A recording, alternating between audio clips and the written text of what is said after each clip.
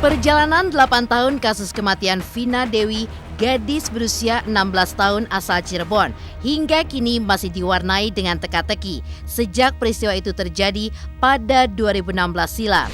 Yang mengejutkan, dari BAP terhadap 8 dari 11 pelaku yang sudah ditangkap dianggap penuh kejanggalan, di mana diduga adanya ketidakberesan saat penyidikan di awal.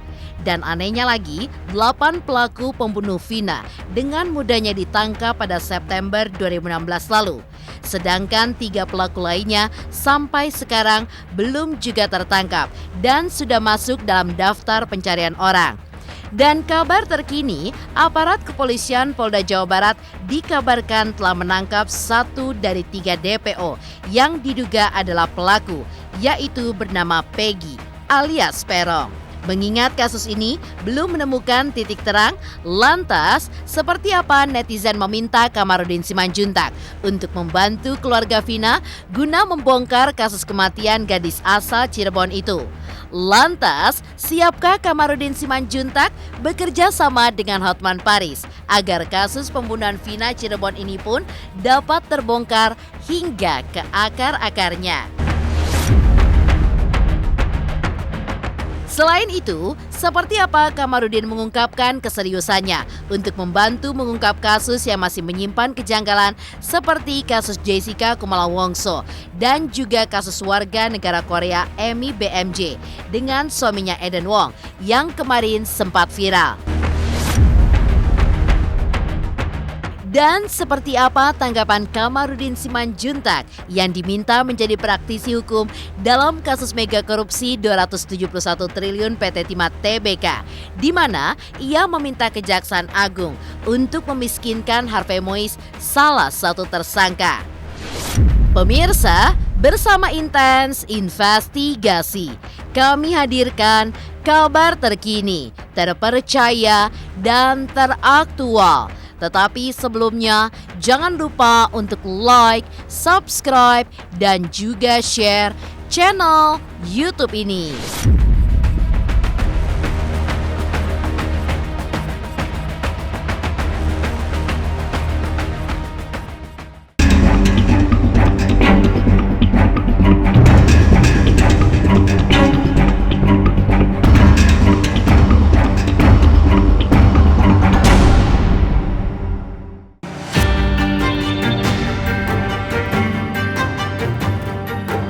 Ya, kasus Vina Cirebon hingga kini belum juga menemukan titik terang setelah keluarga Vina meminta bantuan pengacara Hotman Paris Hutapea untuk mengawal dan meminta pihak kepolisian untuk kembali melakukan penyelidikan ulang. Bahkan di tengah Hotman Paris yang mengawal kasus ini, netizen juga kompak meminta Kamarudin Simanjuntak untuk turun gunung membantu keluarga Vina guna membongkar kasus kematian gadis asal Cirebon tersebut.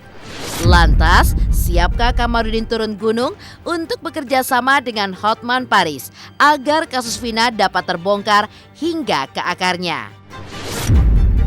Awalnya kan disebut kecelakaan, ditaruh di situ perempuan itu, demikian juga Vina. Maksudnya laki-laki itu, demikian juga Vina. Tetapi tidak ada kerusakan pada kendaraannya. Tetapi wanita atau bernama Vina itu ada mohon maaf nih, lendir di kemaluannya. Demikian juga laki-lakinya. Maka otomatis keluarga kan curiga. Maka setelah beberapa hari, 9 hari kurang lebih, diotopsi.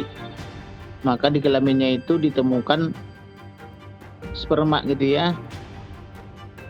Maka dari situ disimpulkan bahwa itu bukan karena kecelakaan, tapi adalah karena pembunuhan gitu loh. Tetapi sayangnya sudah 8 tahun, 3 dari pelaku itu belum ditangkap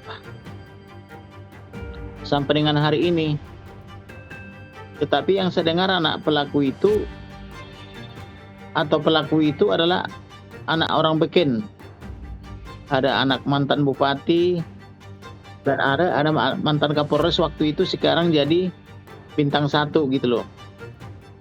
Maka oleh karena itu berdasarkan presisinya Kapolri, presisi ya, saya minta kepada Kapolri supaya membuka seterang-terangnya.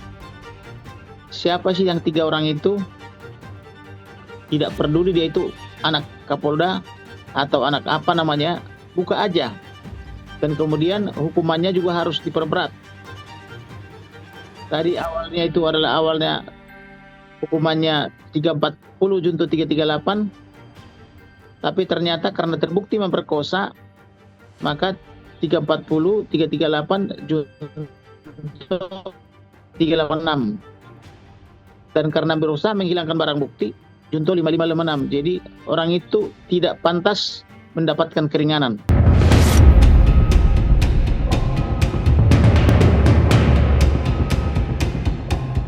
Ketika dijumpai oleh tim intensif investigasi, Kamarudin Simanjuntak pun mencoba menganalisa kasus kematian Vina yang belum benar terungkap selama 8 tahun lamanya. Lantas, seperti apakah analisa pengacara almarhum Brigadir Joshua itu? Benarkah Kamarudin Simanjuntak juga merasakan adanya kejanggalan dalam kasus Vina Cirebon? Kalau saya melihatnya itu yang bermasalah itu penyidik. Kenapa yang 3 orang itu ditinggal? Kalau penyidiknya benar, tidak mungkin itu tertinggal. Tapi harus terungkap. Makanya kenapa bisa ditinggal? Karena penyidiknya main-main. Masa 8 tahun sih gak tertangkap, sedangkan teroris saja bisa ditangkap hanya beberapa tahun aja. Bisa dituntut pasal 340, junto 338, junto 386, junto 5556. 340 itu pembunuhan terencana. Ya. 338 itu pembunuhan biasa. 386 itu pemerkosaan.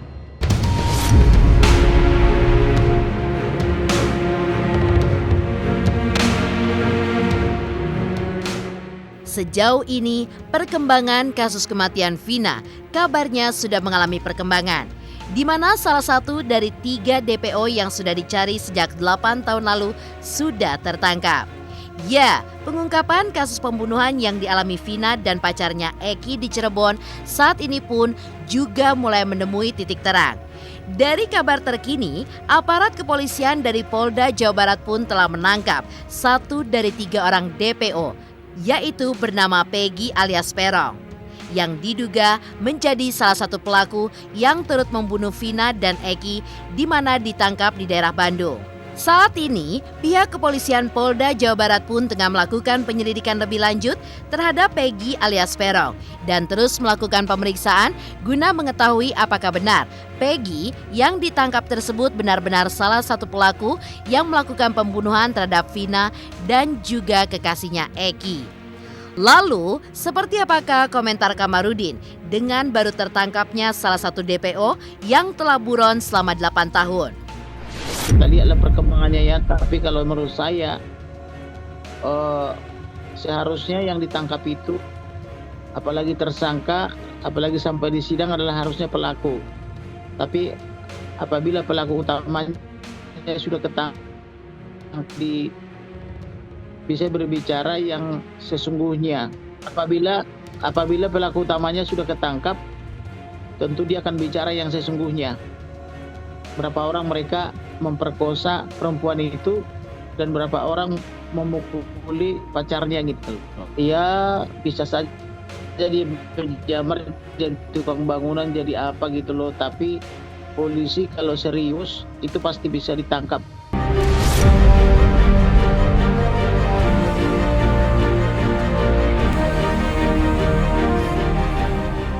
Mengenai ungkapan Saka yang mengaku menjadi korban salah tangkap, Kamarudin pun tidak mau banyak berkomentar. Ia pun hanya meminta kepada pihak kepolisian untuk dapat lebih keras lagi dalam menyelidiki kasus tersebut.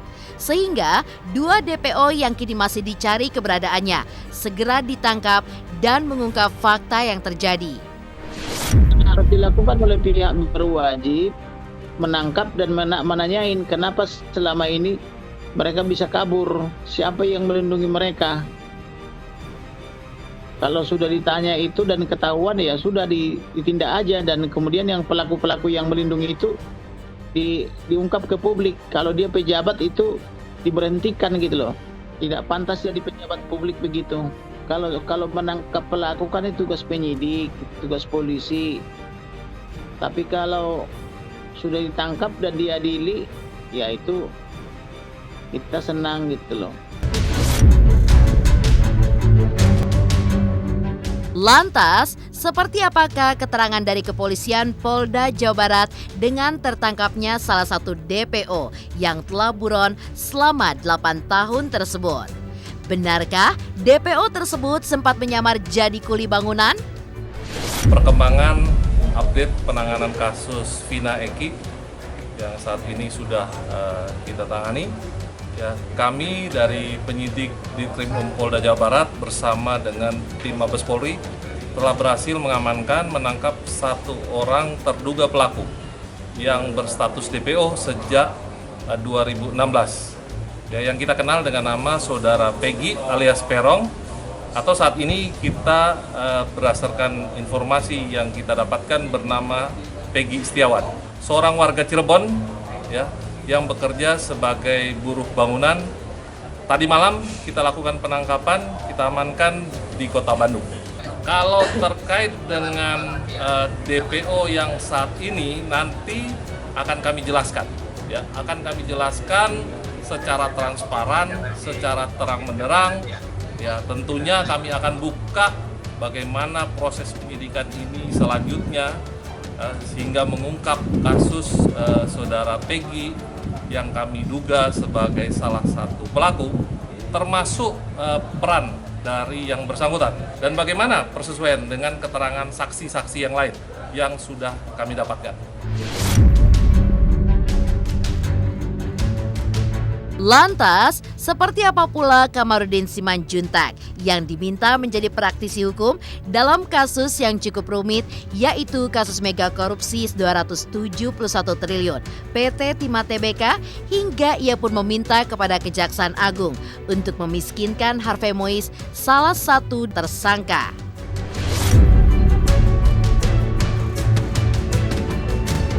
Halo, saya Riko CPR. Yuk, subscriber intens saya investigasi jelang 3 juta subscriber.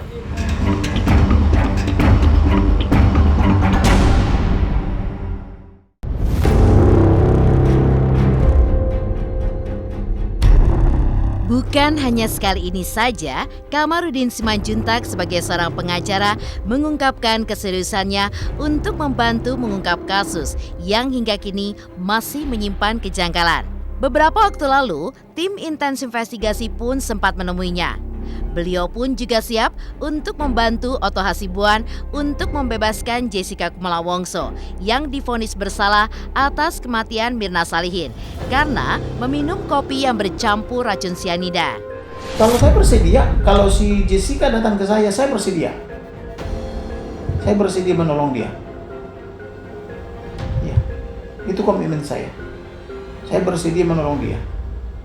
Kalau memang dia menyerahkan masalahnya ke saya. Kalau saya jadi Otto, tidak bisa diam, harus dituntas. PK atau PK di atas PK gitu loh. Karena tidak ada bukti yang akurat menyatakan dia pelakunya. Saksi hidup tidak ada, surat tidak ada, otopsi juga tidak. Jadi apa dong? Semua pakai penafsiran, janggal. Karena itu kasus sangat menyita publik, menyita perhatian publik. Tapi kok kayak begitu, harus PK dia, tinjau kembali. Kalau dia tidak melakukan, jadi yang diperlukan itu adalah jangan sampai menghukum masyarakat dengan ketidaktahuan. Harus bisa dibuktikan, benar enggak itu?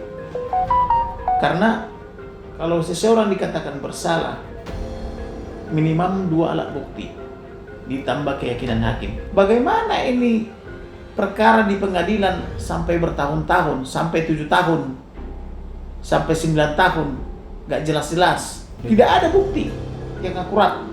Jadi semua kemarin itu saya lihat itu di persidangannya itu adalah alibi semua.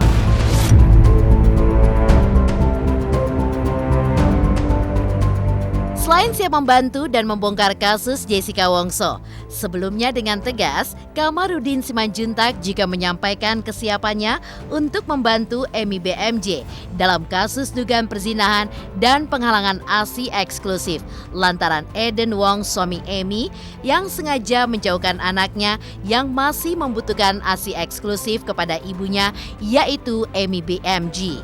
Lantas, apa alasan Kamarudin siap untuk membela Emi BMJ? Kantor kita boleh dikatakan 24 jam terbuka. Atau Emi BMJ mau datang kantor kita, boleh-boleh saja.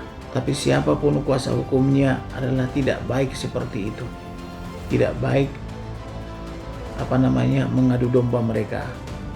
Jadi biarlah yang terbaik buat Indonesia, karena kita adalah negara hukum. Diselesaikanlah itu secara hukum, ya, dibawa ke pengadilan pengadilan perdata, ya, kalau memang mereka ranahnya perdata, diselesaikan yang melalui kepolisian kalau memang ada dugaan tindak pidana kepolisian itu tidak pidana gitu loh, biar polisi mengusut gitu loh. Jadi menurut saya itu kalau memang bapaknya kesemsem dengan perempuan lalu mengorbankan istrinya, itu tidak baik. Karena bagaimana kan kita juga sama, anak dari perempuan juga kita. Jadi janganlah kita menyiksa perempuan karena keinginan kita. Anak itu juga anak suami istri, Bu. Bagaimana anaknya pertama, anaknya kedua kan lahir kan karena suka sama suka. Benar nggak? Kan anaknya ada dua, Mbak ya. Bagaimana anak itu lahir? Karena dia menyukai si ceweknya menyukai suaminya. Nah sekarang suaminya misalnya suka sama cowok lain, jangan mengorbankan istrinya gitu loh.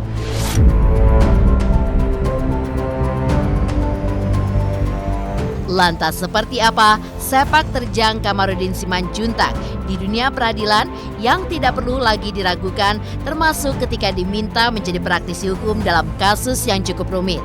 Seperti soal kasus mega korupsi yang melibatkan Harvey Mois hingga meminta kepada Kejaksaan Agung untuk memiskinkan suami aktris Sandra Dewi itu.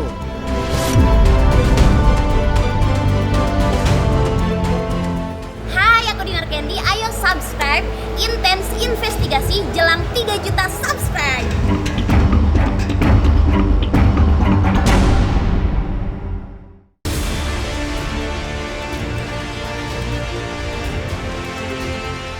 Bahkan selain siap membantu untuk membongkar kasus kematian Vina Cirebon hingga kasus Jessica Wongso dan Emi BMJ. Sebelumnya, Kamarudin Simanjuntak pun juga memantau kasus mega korupsi 271 triliun yang melibatkan Harvey Mois yang menjadi salah satu tersangka. Ya, sepak terjang Kamarudin Simanjuntak di dunia peradilan memang tidak perlu diragukan, termasuk ketika diminta menjadi praktisi hukum dalam kasus yang cukup rumit. Dan sebelumnya, saat tim Intens meminta komentar soal kasus yang melibatkan Harvey Mois, suami Sandra Dewi itu, dengan tegas, mantan pengacara almarhum Brigadir Joshua tersebut meminta kepada Kejaksaan Agung untuk memiskinkan Harvey Mois. Hal itu pun beralasan lantaran Kamarudin melihat betapa kontrasnya hidup para koruptor yang hidup mewah dan berfoya-foya dengan nasib rakyat banyak di Indonesia saat ini, di mana kebanyakan berjuang tidak kenal lelah hanya untuk mendapatkan sesuap nasi untuk keluarganya. Iya dong, Korupsi, karena kenapa kita kerja keras nih setiap hari ya. Dan begitu sulitnya mencari uang. Bahkan orang-orang Indonesia itu banyak saya kasih gratis di sini. Yang bisa membayar saya pungut juga biaya, yang tidak bisa membayar juga saya layani gitu ya. Tapi bagaimana orang ini kok hidupnya hura-hura gitu loh. Terkesannya mewah-mewah gitu loh, tapi buntut-buntutnya tidak enak atau ditangkap korupsi gitu loh. Karena dugaan saya ya, korupsi itu kan umumnya dialihkan kepada ayah ibunya, suami atau istri, ponakan-ponakannya dan kakak adiknya. Maka sudah selayaknya mereka dimiskinkan. Korupsi ini kan ibaratnya kan melanggar pasal 2, pasal 3, pasal 18 ya. Tetapi kalau kita lihat selama ini di Indonesia sudah 24 tahun itu KPK, para penyandang korupsi itu happy-happy aja tuh. Malah terkesan jaksa sama sipir itu terkesan takut sama pelaku korupsi itu. Kenapa takut? Karena teman-temannya orang-orang hebat. Ibaratnya gini loh, lu macam-macam sama gua, awas lu nanti loh, kan gitu kan. Jadi bukannya petugas sipir itu atau hakim itu atau jaksa sama itu takut sama pelaku korupsi itu, tapi menjadi sangat takut mereka karena teman-temannya nanti takut datang untuk meminta penghakiman gitu.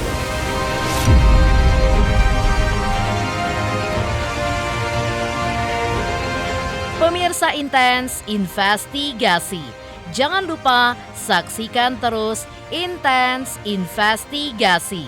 Dan pastikan jangan lupa untuk like, subscribe, share, dan komen jelang 3 juta subscribers channel Intens Investigasi.